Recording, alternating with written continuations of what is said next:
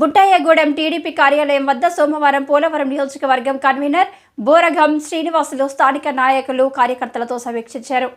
ఈ కార్యక్రమంలో టీడీపీ రాష్ట్ర అధికార ప్రతినిధి దాసరి శేషు, ఇతర టీడీపీ నాయకులు, కార్యకర్తలు పాల్గొన్నారు. ఈ సందర్భంగా బోరగం మాట్లాడుతూ my first vote for CBS అనే కార్యక్రమం చేపట్టాలని అన్నారు. అలాగే పోలవరం పరిధిలో అధిష్టానం పార్టీ టికెట్ ఎవరికి ఇచ్చినా కలిసి పనిచేస్తామన్నారు.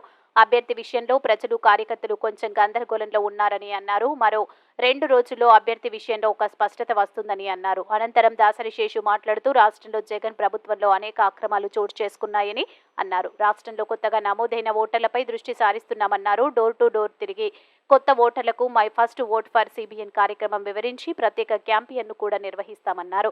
రాష్ట్రంలో దుష్ట పాలన పోవడం కోసం చంద్రబాబు, పవన్ కళ్యాణ్ ఉమ్మడి ప్రభుత్వం అధికారంలోకి రావాలన్నారు.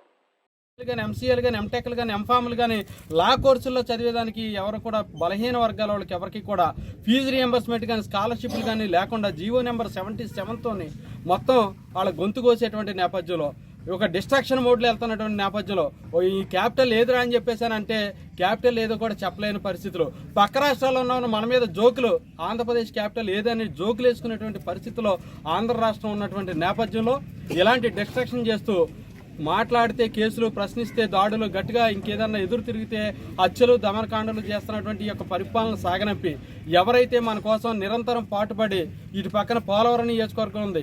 పోలవరం నియోజకవర్గంలో పోలవరం ప్రాజెక్ట్ అనేది దేశంలోనే అత్యంత బహుళార్థ సాధిక ప్రాజెక్టు, ప్రాముఖ్యమైన ప్రాజెక్టు.